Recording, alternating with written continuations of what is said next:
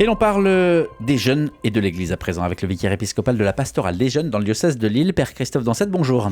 Bonjour Michel, merci de m'accueillir dans votre émission. Voilà, vous êtes le transfert de l'été, puisque au dernier Mercato, on a appris que vous alliez rejoindre en septembre la conférence des évêques de France comme délégué national pour la pastorale des jeunes. Donc, vous prenez du galon, en quoi ça consiste ? Alors, la pastorale des jeunes au niveau national, c'est d'abord de la coordination, c'est faire vivre des réseaux, parce que n'oubliez pas que l'Église, c'est très décentralisé, que les décisions se prennent d'abord au niveau diocésain. Mais il s'agit de faire vivre des réseaux pour la pastorale des ados, pour la pastorale des étudiants, pour les jeunes pros, et aussi pour les vocations. Donc c'est un nouveau pôle de compétences qu'on recrée au sein de la conférence des évêques de France, pour permettre de faire vivre en réseau les différentes pastorales des jeunes des diocèses. Vous allez être sur un 80-20, c'est ça, 80% à Paris, 20% dans le diocèse de Lille, d'après ce qu'on a entendu ? Oui, je continue d'accompagner l'enseignement catholique, la direction diocésaine de l'enseignement catholique à Lille. Alors, quand on parle des jeunes et de l'Église, il faut être honnête, on tâtonne. C'est-à-dire que chaque diocèse y va de son propre laboratoire pour tenter de comprendre cet engouement récent et puis de garder celles et ceux qui, justement, frappent à la porte. Ah, c'est sûr qu'on cherche. Donc comment est-ce qu'on fait pour avoir une parole unie, une vision globale ?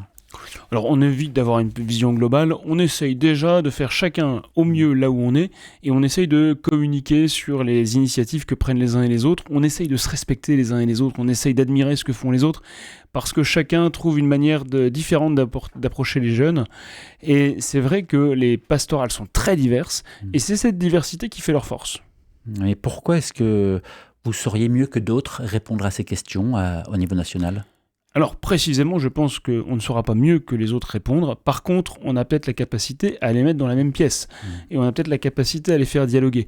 Le service de la pastorale des jeunes au niveau national, c'est vraiment ça. C'est permettre aux acteurs de pastorale des jeunes au niveau diocésain de se rencontrer, de se former et de s'échanger des bonnes pratiques. Mais alors, quel est le défi en termes de répondre aux attentes des jeunes et de nourrir leur soif spirituelle ? Alors, le premier défi, c'est sans doute de comprendre et de prendre le temps de s'asseoir pour essayer d'écouter, pour essayer de voir pourquoi les attentes aujourd'hui sont si différentes de celles qu'on a connues par le passé. Un deuxième défi, c'est d'organiser des événements qui soient vraiment motivants, qui soient vraiment chouettes. Ça sera les JMJ de Séoul l'année prochaine, et puis bien plus proche de nous, ça sera une grande veillée pour les jeunes avec le Saint-Père le vendredi 25 septembre, dans un lieu encore tenu secret pour quelques heures, mais qui devrait être assez formidable. Et c'est à Paris ? C'est un lieu tenu secret pour encore quelques heures. Donc vous dites la venue du pape en France fait partie de ces éléments fondateurs de l'avenir pour nos jeunes. Je crois que le Saint-Père nous ouvre une voie nouvelle. Sa récente encyclique Magnificat Humanitas montre manifestement le chemin d'une église qui a décidé d'entrer de plein pied dans le XXIe siècle, qui a décidé de dialoguer avec le monde, qui a décidé qu'elle ne serait pas en reste sur les grandes questions d'actualité. Et je crois que c'est ce que les jeunes attendent de nous. Mais honnêtement, est-ce que les jeunes lisent et écoutent le pape ? Ils sont là pour passer un moment ensemble, pour finalement faire une sorte de fête ecclésiale ensemble, pas forcément pour écouter le message du pape. L'un va avec l'autre. Oui, bien sûr qu'on sera là d'abord pour faire la fête, on va être là pour se réunir, pour se rassembler. Maintenant, je crois que la parole du pape, dans le contexte qui est le nôtre, elle a une importance toute particulière. Les jeunes, aujourd'hui, sont en demande d'une parole claire sur l'avenir, sont en demande de guide. Et je crois que le pape a le courage, lui, d'oser cette parole. Sur notre antenne d'RCF Notre-Dame dans les Hauts-de-France, le cardinal Aveline, il y a moins d'un mois, en direct, disait qu'à sa génération, on appartenait à l'Église avant de découvrir le Christ et que désormais, c'est la rencontre de Jésus qui amène des jeunes dans les églises. Est-ce que vous partagez cette approche et comment est-ce qu'on répond à ce mouvement ? Alors moi je partage complètement ce point de vue, ce qui est très surprenant quand vous écoutez tous les récits de conversion des jeunes qui se présentent aujourd'hui pour demander le baptême ou pour reprendre un parcours de sacrement plus tard dans la vie. Eh bien, à chaque fois, au début du chemin, il y a une rencontre, un truc extraordinaire qui se passe dans leur vie. Certains ont eu un rêve, certains ont vu quelque chose, certains ont entendu une voix, certains ont fait une rencontre qui les a bouleversés. Tous les événements possibles et imaginables. On a vraiment l'impression que c'est le Seigneur qui bosse. N'oubliez pas qu'il est le premier ouvrier de sa propre moisson. Donc c'est vraiment lui qui rejoint les cœurs. Et ensuite, qu'est-ce que font ces jeunes ? Ils vont commencer par aller sur Internet, ils vont aller y passer parfois plusieurs mois, parfois plusieurs années, et au bout d'un moment, ils se disent, mais en fait, quand même, ça serait bien de rencontrer les chrétiens en chair et en os, et là, où est-ce qu'ils vont aller ? Le clocher le plus proche de chez eux, qui, heureusement, est un peu ouvert le dimanche matin, et leur porte d'entrée, ça va être la messe. Donc les églises bâtiments ont encore de l'avenir quand on voit que les initiatives se multiplient pour inventer des fraternités hors les murs. Je crois que les bâtiments d'église ont encore beaucoup d'avenir parce que ces bâtiments sont significatifs. Quand on va dans une église, on apprécie, et je crois que dans le cas de beaucoup de jeunes qui se convertissent aujourd'hui, c'est très important, on apprécie d'y trouver autre chose. On y trouve une transcendance. Ces bâtiments, ils sont élevés. On y trouve du silence. En général, ces bâtiments, ils sont calmes. On y trouve une atmosphère très particulière qui nous parle de la prière. On sait qu'on est connecté à tous ceux qui nous ont précédés, tous ceux qui ont construit ces bâtiments. Et précisément, quand on vient à l'église, on cherche des racines. On cherche à être connecté à tous ceux qui nous ont précédés parce qu'on a envie d'être avec eux, tournés vers le ciel. Père Christophe Dansette, donc en charge de la pastorale des jeunes au niveau national, en fait, à partir de septembre prochain. Quand on voit l'hétérogénéité des nouveaux venus dans l'Église, on imagine tout de même assez mal la réponse qui puisse satisfaire tous les profils. Mais précisément, nos pastorales de jeunes, elles sont diverses. Et on a des choses extraordinaires qui se font en enseignement catholique, on a des aumôneries d'enseignement public qui sont formidables, on a des mouvements scouts hyper divers, et chacun a sa place, et chacun apporte quelque chose. Il y a une palette extraordinaire, et je pense important que les jeunes aillent toucher à plusieurs couleurs de cette palette. Ce qui va rendre solide un jeune dans la foi, c'est d'avoir multiplié les expériences ecclésiales. Celui qui n'en a qu'une, et qu'une seule porte d'entrée, le jour où cette porte se refermera, il va se retrouver dehors. Alors que s'il a eu l'occasion d'aller vivre une expérience avec tel type de chrétien, puis une expérience avec tel autre, et puis une expérience encore dans sa paroisse, eh ben, il va devenir solide. Justement, vous parlez de solidité. Ce qui est fondateur même de cette nouvelle vague, c'est la fragilité. Comment est-ce que vous faites pour proposer quelque chose qui soit solide à tous ces jeunes ? Alors la fragilité, elle est là depuis toujours. Pensez à tous ceux qu'on a baptisés bébés, pour qui on savait bien que c'était très très très fragile. Objectivement, on nous parle de ces catéchumènes qu'on baptiserait ou pour lesquels on aurait un taux de retour qui serait assez faible. Le taux de retour pour les catéchumènes adultes, il est largement supérieur à tout ce qu'on connaît sur nos autres pastorales. Donc, soyons pas si négatifs que ça. Je pense qu'il faut croire au temps long. C'était une conviction du pape François qu'on a entendue et réentendue, mais il faut croire que c'est dans les allers-retours, c'est dans la multiplicité des expériences chrétiennes. Les choses vont se faire, les personnes vont gagner en solidité, mais pour ça, il faut la vie, et il faut les épisodes de la vie dans lesquels on s'aperçoit que le Seigneur est fidèle. C'est sur le temps long que vous vérifiez quelque chose qui vous a frappé au début se vérifie véritablement. Et la puissance de l'Église, qui a cette capacité à être toujours là, qui a cette capacité à être d'une fidélité désarmante face au Seigneur, eh ben c'est sur le temps long que ça se vérifie. Une paroisse, ça paraît parfois un peu tristoun, un peu faiblard quand on y vient pour la première fois. Ce qui est quand même assez admirable, c'est quand on s'aperçoit que 10 ans plus tard, les gens sont encore là, sont encore à prier, et sont encore là à agir et à se mettre au service des pauvres. Il y a quelque chose dans le temps qui est absolument déterminant, et je pense que les jeunes qui viennent à nous cherchent du solide et s'aperçoivent que ce solide se joue dans cette fidélité. Alors, ce qui se joue aussi, c'est l'avenir, évidemment, de l'Église. Il y a encore quelques années, même 5, 10, 15 ans, on se posait la question comment faire face, que ce soit aux demandes de mariage, de baptême, parce qu'il n'y avait plus de prêtres. Aujourd'hui, on a l'impression qu'on n'en est plus là du tout. On n'en est plus là du tout. D'abord parce qu'un certain nombre de demandes ont largement diminué. Et puis, l'arrivée des catéchumènes change la donne, c'est-à-dire qu'on crée des fraternités. Aujourd'hui, on a arrêté d'accompagner individuellement les catéchumènes, on les accompagne dans le diocèse de Lille en fraternité, on crée des groupes, et il y a un nombre de chrétiens incroyable qui se mobilisent. Si vous saviez, moi, sur ma paroisse, le nombre de chrétiens qui répondent oui à chaque fois qu'on leur demande de l'aide pour les catéchumènes. On sent que les communautés sont prêtes à se mobiliser, et qu'en plus, pour un certain nombre de vieux chrétiens, eh ben, c'est une manière de vivre profondément leur propre charisme que de se mettre au service des catéchumènes, que de devenir accompagnateur de fratres, que de devenir accompagnateur individuel. Je pense qu'on arrive à une église où chacun deviendra acteur. Vous parlez des vieux chrétiens, enfin ces chrétiens historiques, un petit peu votre évêque les comparait, les nouveaux venus et les anciens, à la parabole du fils prodigue, avec celui qui est là depuis toujours et puis l'autre qui arrive. Ça crée des tensions, est-ce qu'on arrive à les surmonter ? En tant que curé, je vois pas trop les tensions. Il y a des demandes un peu différentes, mais il y a d'abord et avant tout du plaisir à se retrouver ensemble. On avait notre fête paroissiale ici à Notre-Dame-de-Pentecôte samedi soir, et les catéchumènes de l'année, tous les jeunes baptisés, nous avaient préparé des phrases. Ils avaient mis la phrase biblique qui eux les a mis en route, et tous nos vieux chrétiens sont repartis avec dans la main la phrase biblique d'un catéchumène. Et je crois que ça a éclairé les uns et les autres, ça a créé des beaux dialogues.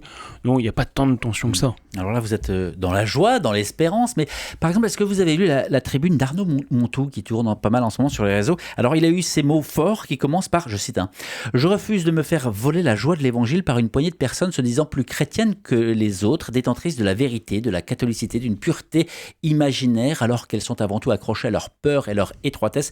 Je ne supporte plus de voir certains jeunes fascinés par des discours de ces gardiens du temple autoproclamés qui disent que le concile, par exemple, est une trahison, etc., etc. Vous sentez aussi ces jeunes plus identitaires que d'autres qui arrivent dans les églises? Merci pour cette question, Michel, parce que pour moi, cette question de l'identité, elle est déterminante. Parce que, effectivement, beaucoup de jeunes qui viennent à nous se posent la question de savoir qui ils sont. Et c'est très compliqué pour toute une génération, plus ancienne, je me mettrais dedans volontiers, pour qui l'identité n'était pas une question. On savait qui on était, on savait voilà, moi je sais que je suis un homme, je suis français, je suis du diocèse de Lille, enfin ou en tout cas de la région lilloise. Je sais bien des choses sur moi. Et mon identité, je l'assume, et elle ne me ferme pas de porte, elle me permet d'entrer en contact avec les autres. On a face à nous une génération qu'on a privée d'identité, à qui on a refusé tout discours positif sur ce qu'ils étaient. Et à un moment, ces jeunes-là se disent « mais qui je suis ? Qu'est-ce que je peux dire de moi qui soit positif ?» Eh bien, je crois que l'Église a un rôle là-dedans, à leur offrir une identité positive, à leur offrir aussi des éléments de culture, et à bien leur montrer que, précisément, ce savoir chrétien, ce savoir catholique, eh bien, c'est à la fois une clé formidable parce que ça vous ouvre des trésors de culture extraordinaire, et ça ne vous ferme en rien. Précisément, c'est la position depuis laquelle vous allez pouvoir dialoguer avec les autres. Et aimer sa culture, aimer son identité, à mon avis, n'implique pas plus exactement de haïr l'identité de l'autre. Au contraire, plus on assume ce qu'on est, plus on va être prêt à dialoguer avec les autres. De quelle manière est-ce que les jeunes que vous rencontrez, que vous côtoyez justement, eh bien finalement forgent la pastorale à mettre en œuvre? D'abord, ils la forgent par leurs questions. Oui. Et être en pastorale des jeunes, c'est accepter d'être dérouté, parce que vous aurez toujours la question piège à laquelle vous n'aviez pas pensé. Par exemple. Pourquoi est-ce que Dieu a permis l'extinction des dinosaures? Oui. Vous avez une réponse là-dessus, Michel? Non. Pourtant, on pourrait croire que les dinosaures étaient incapables de vivre la charité, et que si le sommet de l'évolution c'est la charité, il fallait bien que les dinosaures disparaissent. Père Christophe Dansette, vous avez 45 ans. Donc on est en dehors de la fourchette, même large, quand on parle des jeunes cibles dans l'Église. Comment est-ce que vous gardez le lien et quelle méthode est-ce que vous avez mis en place pour être sur la même longueur d'onde que ces jeunes ? Alors j'essaye pas forcément d'être sur la même longueur d'onde, il faut accepter qu'à un certain âge, on soit en décalage, et que précisément les jeunes n'attendent pas de vous que vous soyez l'un d'entre eux, mais que vous ayez votre parole propre. Je crois que c'est ce qu'ils apprécient le plus. Après, j'ai la chance de les côtoyer quand même beaucoup, puisque j'ai quand même des étudiants qui habitent dans la même maison que moi. Je suis aumônier de groupe scout, je suis aumônier d'un collège catholique. J'ai aussi le contact avec les jeunes qui viennent à la paroisse. Donc, en fait, j'ai la chance d'avoir pas mal de contacts avec eux. Il s'agit d'abord et avant tout de les écouter, et savoir rire avec eux aussi, je crois. Je relisais un de vos portraits dans La Voix du Nord au moment de votre ordination, qui rappelait votre parcours, grande école de commerce, des débuts dans une boîte américaine, des voyages autour du monde. Vous disiez à l'époque, je cite, que vous n'aviez pas le temps de dépenser l'argent gagné, vous êtes allé dans les salles de marché pour travailler. Est-ce que vous avez déjà proposé vos services au diocèse, par exemple au diocèse de Lille, où on sait que les difficultés économiques sont flagrantes ? Alors je crois qu'il faut que chacun reste dans son domaine. Moi, mon travail, il est pastoral, et dans le diocèse, il y a heureusement des personnes pour s'emparer des questions économiques. Alors, on sait qu'elles ont effectivement du pain sur la planche, qu'il y a des gros challenges qui nous attendent, mais on leur fait toute confiance pour les résoudre. Comment est-ce que vous allez à Paris? Dans quel état d'esprit? Avec beaucoup de curiosité. Je viens dans un service qui est qui se recompose complètement. Il est très difficile de savoir exactement de quoi sera faite la mission. Moi, ce qui m'intéresse beaucoup, c'est de voir la diversité des diocèses. Je connais bien le diocèse de Lille, quand même, depuis le temps que j'y exerce en pastoral des jeunes, mais d'aller voir comment ça se vit dans des diocèses ruraux, dans des diocèses qui ont très peu de moyens financiers, dans des grosses structures comme Paris ou comme Lyon. C'est cette diversité-là qui m'intéresse beaucoup. Et ça appartient au pôle Initiative et Vie chrétienne ? Voilà, Initiation et Vie chrétienne, qui est un pôle qui réunit tout ce qui est catéchèse, catéchuménat, famille, qui va aussi la liturgie, les liens avec le judaïsme, et on recrée donc un domaine de compétences jeunes et vocations avec les ados, les étudiants, les jeunes pros et les vocations. Et sous la responsabilité dans ce groupe, si je ne me trompe pas, de l'évêque d'Arras, Monseigneur Olivier Le Borgne. Voilà, c'est Monseigneur Le Borgne pour le pôle Initiation et Vie chrétienne. Tout particulièrement. Le temps file, Père Christophe Dansette. À celles et ceux qui se disent très bien, on l'a entendu, mais il ne nous donne pas de solution pour retenir ces jeunes, il ne nous donne pas de pistes pour les nourrir spirituellement, il ne nous donne pas de concret pour dire voilà, ces jeunes qui sont l'avenir de l'Église, comment est-ce qu'on fait pour dépasser nos limites et être capable de leur offrir quelque chose ? Bon, d'abord, bâtir avec eux. La plupart des meilleures idées, c'est eux qui les auront. S'il ne s'agit pas de retenir les jeunes, il s'agit d'accompagner les jeunes qui viennent à vous. Donc, savoir les réunir, savoir vivre des temps de fraternité et de convivialité très simples. L'avantage d'un jeune, c'est qu'une pizza au micro-ondes, ça lui marche, ça va très bien pour lui. Et donc, il n'y a pas forcément besoin d'inventer des choses extraordinaires. Moi, je crois quand même beaucoup à toutes les propositions de type séjour, de tout type pèlerinage, quand on peut passer un peu de temps, ne serait-ce que de proposer 48 heures et puis d'aller dans une abbaye, d'aller à la mer, d'aller faire un pèlerinage, d'aller au Mont-Saint-Michel. Je crois que c'est jamais du temps perdu, et si on veut fonder, si on veut bâtir, il faut savoir s'offrir ce genre de moment un peu exceptionnel. Et ce sera ma dernière question à l'approche de l'été, justement. Quel conseil vous donnez à ces jeunes qui nous écoutent et qui se disent il a raison, il faut qu'on construise, il me faut du solide, mais qu'est-ce que je fais ? Alors, d'abord, trouvez-vous une activité d'été en lien avec l'Église et en lien avec votre foi. C'est quand même des moments un peu privilégiés, il faut en profiter. Typiquement, nous on cherche toujours pour Détente et Prière des animateurs pour nos camps de 8-12 ans. Vous allez sur détente-prière.fr, vous allez chercher les camps 8-12 ans et vous vous inscrivez comme animateur. Vous allez voir que vous allez vivre une expérience assez exceptionnelle. Vous serez en posture de transmettre la foi à des bouts de chou qui eux vont vous poser la question du dinosaure. Et en plus vous allez passer un excellent moment. Je crois que ce sont des choses assez fondatrices. Donc ne laissez pas passer un été sans avoir au moins quelques jours d'une expérience spirituelle forte. Père Christophe Dansette, à partir de septembre, vous serez donc à la conférence des évêques de France comme délégué national pour la pastorale des jeunes, mais vous restez à 20% dans ce diocèse de Lille. Merci d'avoir pris le temps de venir répondre à ces questions. Merci Michel.